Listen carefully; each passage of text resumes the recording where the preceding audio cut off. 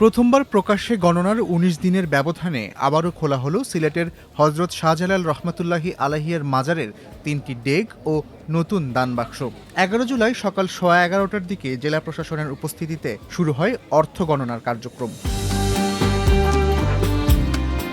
মাজার প্রাঙ্গণেই চলছে দানবাক্স ও ডেক খুলে নগদ অর্থ গণনার কাজ। গণনা শেষে দানের পুরো হিসাব প্রকাশ করা হবে। কর্তৃপক্ষ বলছে সব অর্থ ব্যাংকে জমা রাখা হবে। এর আগে গত ১৮ জুন পুরনো দানবাক্স ও ঐতিহাসিক ডেক সিলগালা করে স্থাপন করা হয় নতুন দানবাক্স। ২২ জুন প্রথমবার সিলগালা করা ৮টি ডেক ও দানবাক্স খুলে মেলে ১৭,৫৪৯ টাকা নগদ। এছাড়া পাওয়া যায় ৭ আনা স্বর্ণালংকার এবং ২টি সৌদি রিয়াল।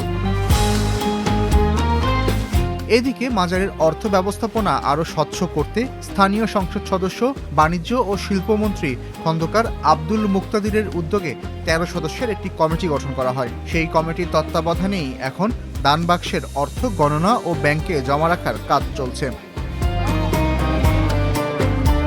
প্রায় ৭ শতকের ইতিহাসে প্রথমবার মাজারের অর্থ প্রকাশ্যে গুণে সবার সামনে তুলে ধরা হয় ১৯ দিন আগে।